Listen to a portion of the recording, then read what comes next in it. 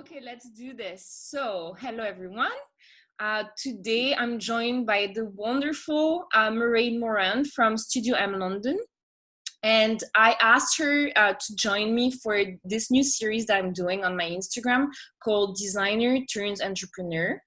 And the reason why I wanted to start this series is because, it's for all the interior designers out there who are working for a studio somewhere and they're wanting to switch and start their own business. So it's a very scary thing. We can both attest to that. But yes, Mairead started recently, and she's going to tell us all about her business, how she started, all the struggles. I have a few questions so we know where we're at. But yes, if you want to maybe introduce yourself and when you started your company and what type of projects that you do.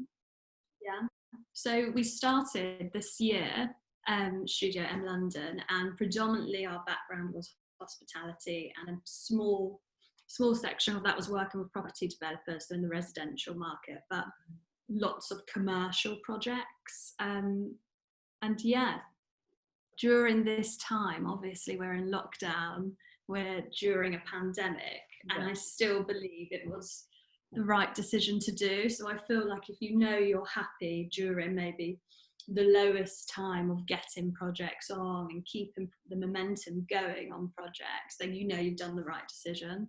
So I think, if anyone's pondering or thinking it's something you want to do in the future, it's definitely worthwhile talking to people that have done it and getting advice. I think the design world is such a small world. Everyone's interconnected. Everybody knows everybody.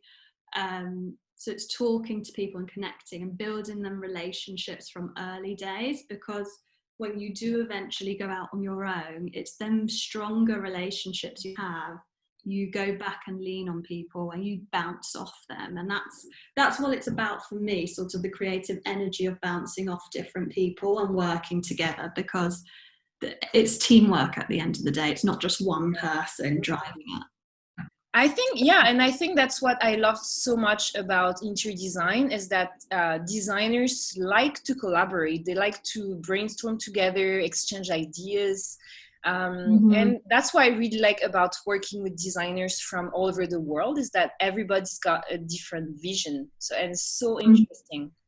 Because I saw on your website, you've got like restaurants, or was it bars that you... Yeah. So one of our first projects was with a chef called Tom Simmons. He was actually on MasterChef.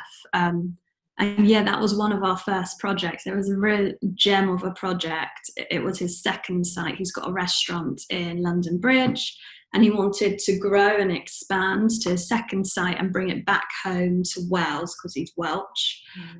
So it was kind of like his babying away. So it was a really nice project to be involved with, because it was very personal to him, going back home to his local community. So that was really fun. Talking about COVID-19, how do you feel that it changed the way that you had to work? Do you still go on site, or do you still meet clients, or do you just talk to them on the phone, or? So during lockdown, obviously we can't have contact.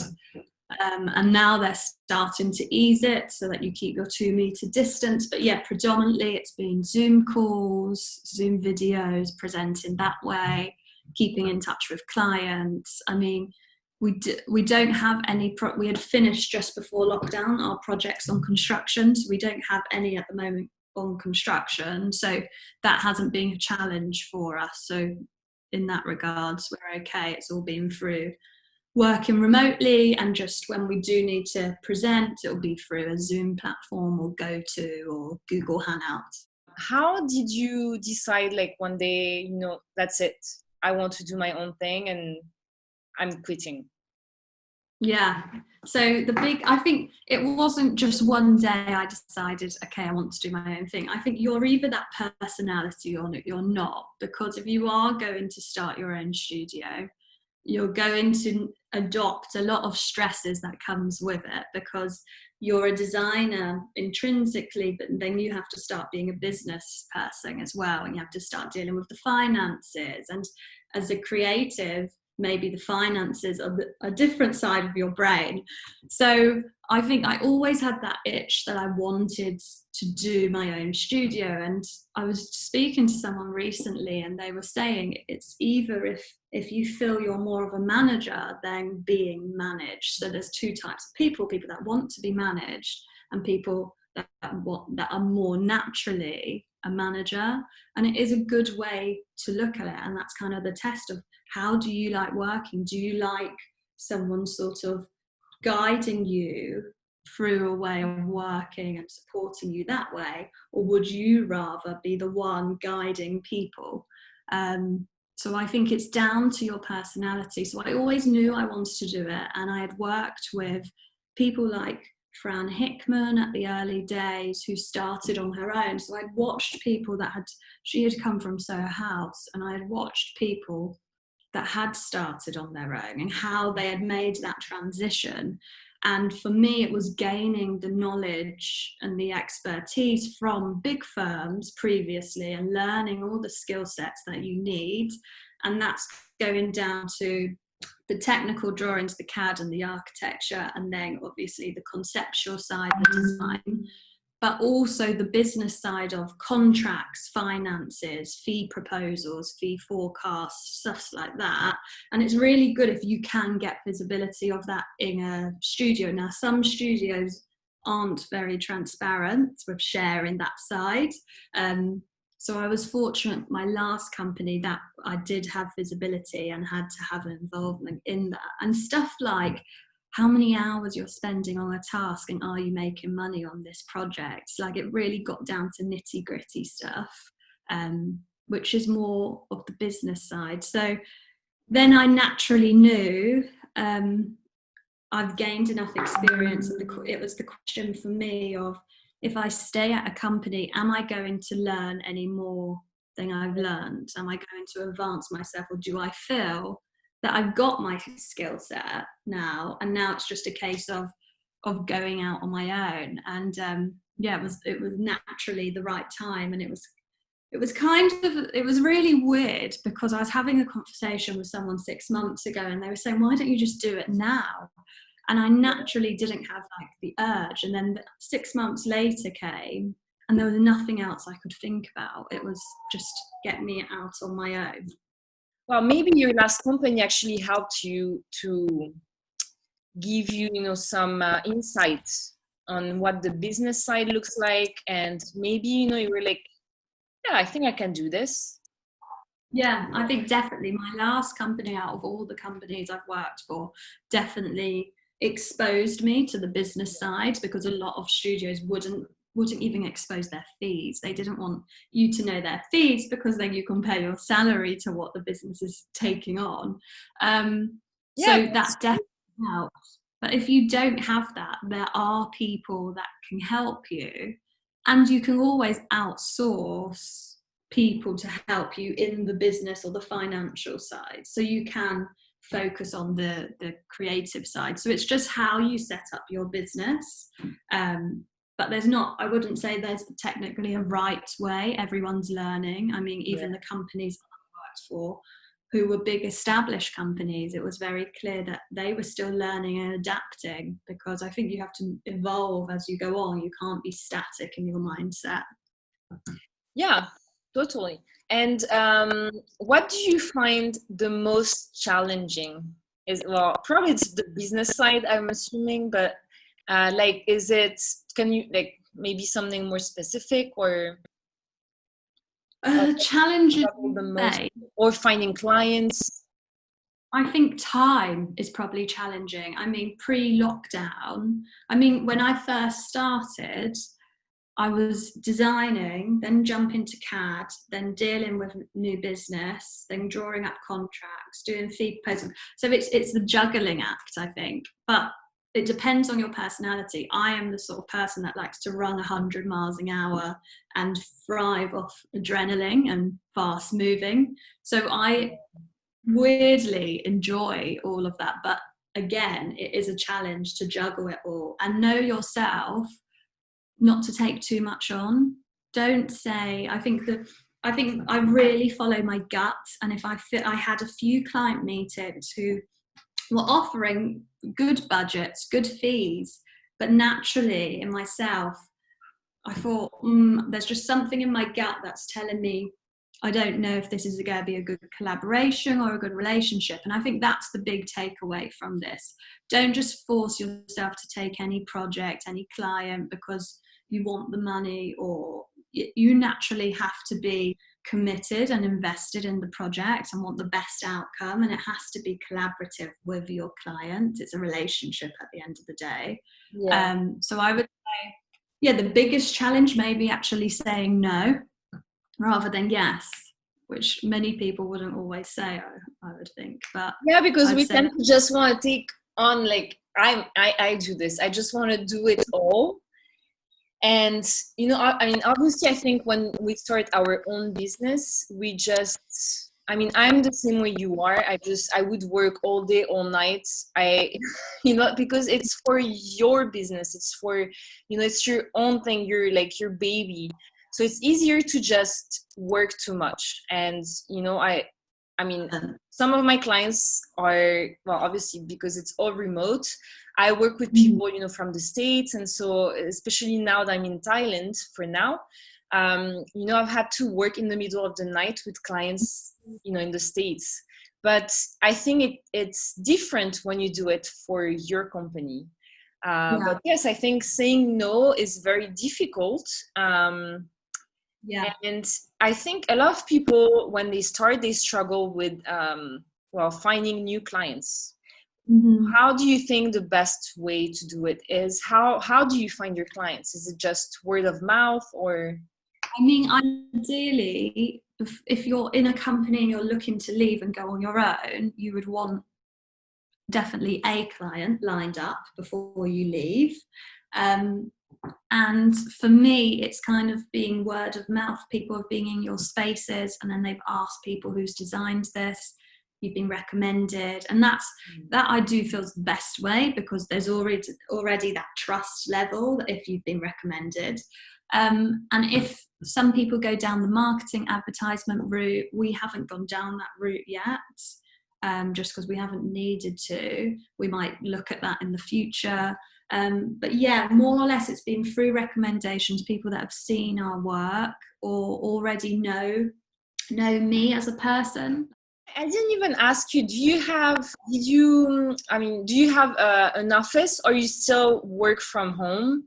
Or so at the moment we're all working remotely, and we do have a place, which is far from my home. Yes, of course.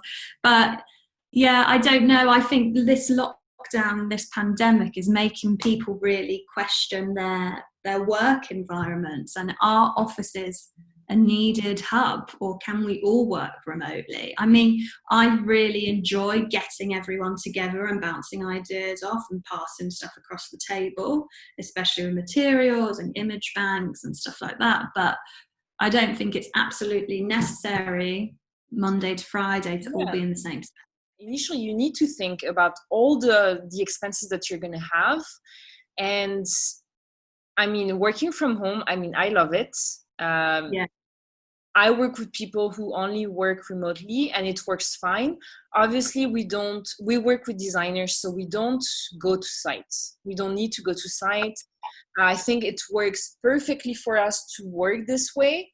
And I totally get what you're saying about, you know, COVID-19. I think people are going to rethink the way that they work, and they might just not they might maybe work part-time from home, then have meetings all together. I think it's so important to have, you know, together, as you said, because you need to brainstorm with your team.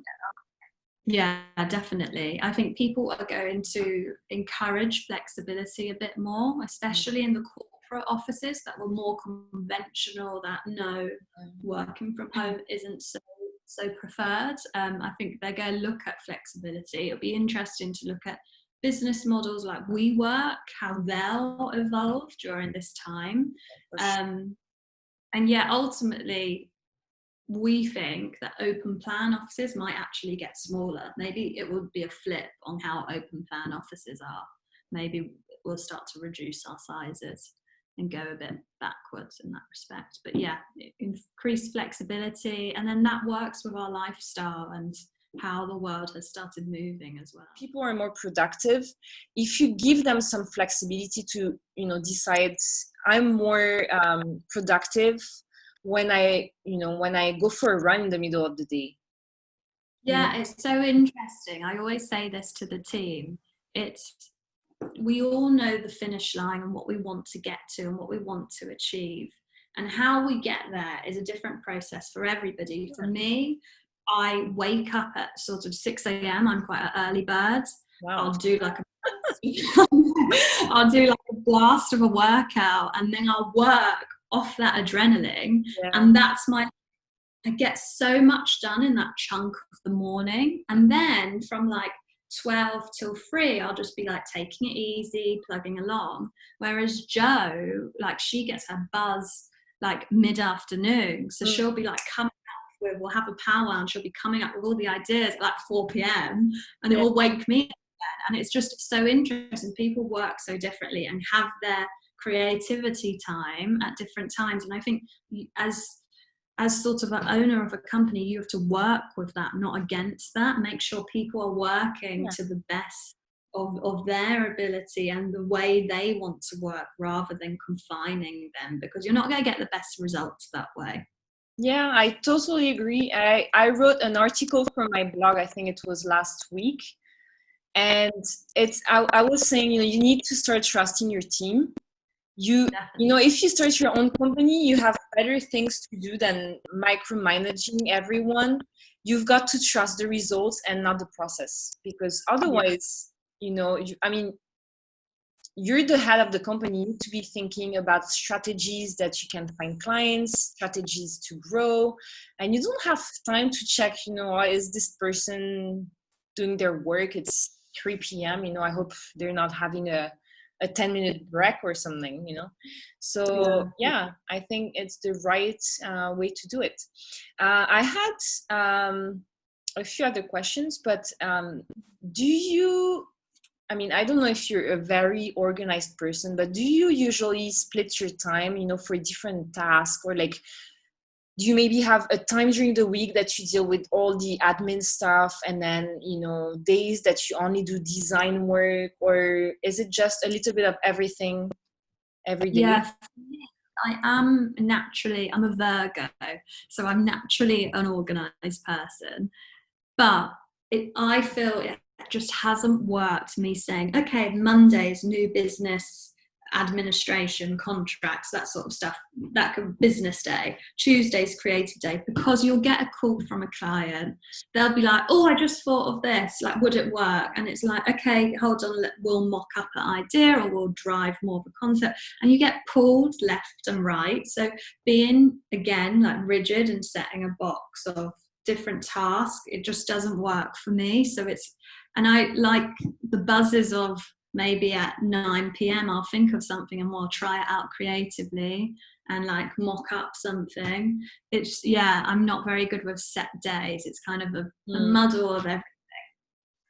Yeah, you've got to leave some flexibility. Yeah, because you've got clients, every morning I wake up and I have emails, from my US clients. So obviously while I was sleeping, they're thinking. And so then my entire day just changes according to, what happened, at night. So I think you've got to be a little bit flexible. But yeah, do you only work with designers in London, or do you sometimes, within your team, or do you sometimes outsource to, other people for a specific task? Or do you think you would do it in the future? Is it something that you think would be beneficial for interior design studios? Yeah, I hope so. At the moment, we've handled it all in-house, just because we're a still young studio and we want to be so conscious of the product we're giving out to our clients, and have the ownership over that. if the clients ask for a really high-end CGI, we would outsource that. And then I think the time we would outsource maybe technical drawing packs. We would always do the concept and the design in-house. Yeah. Because products of the company, we just couldn't. So the business model isn't really to outsource, it's to own what we're doing in-house. I think the only time we would look at it in the future is if we just had too many projects on. Yeah, we would. and that's the goal. yeah. If there was collisions, we would outsource, but we would be red penning on top. Yeah, but obviously, like, you know, it's funny because everybody's different. So we've got clients who have too much going on, and they just like to outsource, you know, all the drafting, the 3D rendering. But yeah, obviously, you know, most studios would still do the design part. You know, sometimes we've helped on design presentations because they were architects that didn't really know about Photoshop or InDesign, so we just did the presentations for them. But they would always, you know, tell us, I want this exactly like this, and so we always follow what, you know, the studios tell us to do. And then so they outsource all the drafting because they don't have time for that. You know, they have busy lives with clients, projects, and they, you know, once it's designed, they're just happy to give it, you know, to someone else for the drafting. And then there are also studios that are so small. It's like I've got a few clients, it's only one person, and they have a lot of projects going on, and they just they just outsource drafting and rendering because they don't want to have an office. They don't want to spend money on having an office or having full-time designers, and they just think, you know, when I need it, I can outsource, and I'm just gonna, you know, hire someone when I need to. I think in terms of when you're first starting your studio, you know you're going to be working X amount of hours, but the difference is the feeling, because you're doing it for yourself and you're motivated by your team if you've got a team at that point as well. So you're all sort of wanting to raise this baby, and it's a good feeling rather than working till 12 p.m. for a design studio and you're not feeling the same reward or the gratitude. And I'm so conscious of that, of giving the team gratitude when they are putting in like stuff that would be beyond a normal 9 to 5 expectation. So I think balance is key. I think as you evolve, the balance can level out, and when you get more staff, it's even more easier to balance because people then can adopt more set roles, and you don't have to be a different person, a business person, a creative person. You can now you've just got to wear all the hats. But that's the way it is. But you know, if we do it, it's because we're passionate. So definitely. Yeah, I think my last question would be, you know, what projects can you tell us what projects you're working on now? So at the moment, there's a lot confidential, but at the moment we're working on a development in West London. So that's quite exciting. That's residential. And then we have a restaurant project on. The restaurant project has been paused to not progress any further than a certain stage because of lockdown. But we're still working behind the scenes on concept and design. And we're in a few talks with a few other people, but it's slowed down a lot during lockdown. But we're positive that hopefully things will get moving and a fast momentum. But we're still trying to keep busy in the background. Yeah, we've got to. I mean, I'm doing so much content for social media to just show what we're doing, and so even that is just so time consuming. I saw that you were posting as well, and it's really nice to see what designers are doing. Yeah, I think what we forget, because it comes so naturally to us, the design process, but people that maybe following, don't actually know the design process, and just sharing, okay, how do you start a concept, or what stages does it go through from concept to a visual to technical to being on site and then dealing with site issues, and then bam, you've got this product. So yeah, it's sharing the transparency with clients and followers so they can understand the process, because I do find a lot of clients come to me and they are a bit confused. They're like, oh, do you just pick the furniture? And it's like, no, we'd rather take you through that journey and have a more meaningful understanding behind the design. Yeah.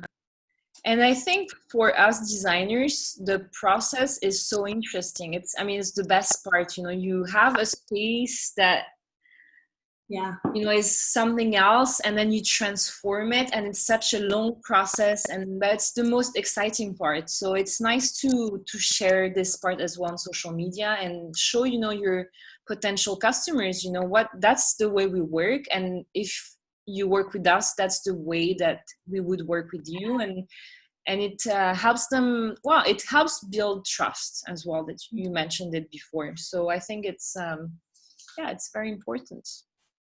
Yeah, perfect. That was so interesting. Do you have anything else that you want to share, or you want to say that would help any designer that maybe is wanting to start and they don't know how? I think if designers are obviously now they're probably thinking definitely not going to do it during a lockdown and a pandemic, but if they're sort of pondering over the idea of the possibility in a year or a year and a half to do it, I think start building your strong relationships. And that's it's not on a very naive basis of really building relationships with direct clients. I'm talking about building relationships with suppliers as well. Don't always think of it as who can give me stuff. It's about collaborating as a whole. And I think if you're authentic to what you're offering,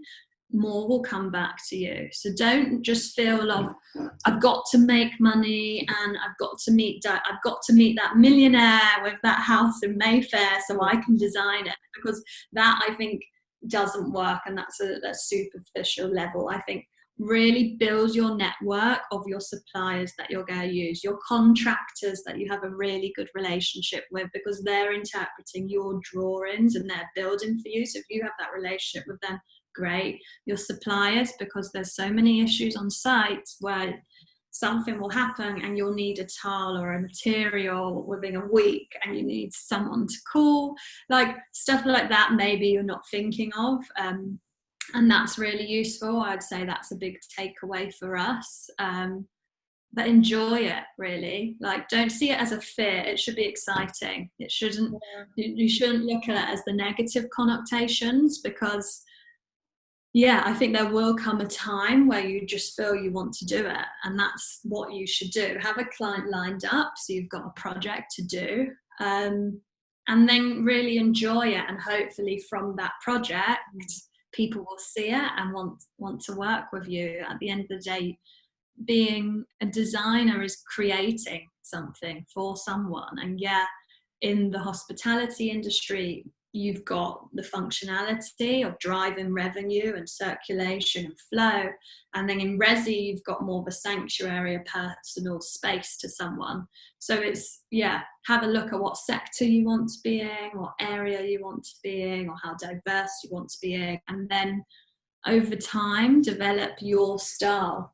What is your style? Don't start looking at what other designers are doing to the left and the right of you. Do you, and just keep doing you. And I think having that clarity on what you offer will come with time, but you have to be confident in your own skill set. And that's hard for people that are starting out sometimes, if they don't have that confidence, or they're so used to developing styles from their previous studios because that's what they would have been told to do.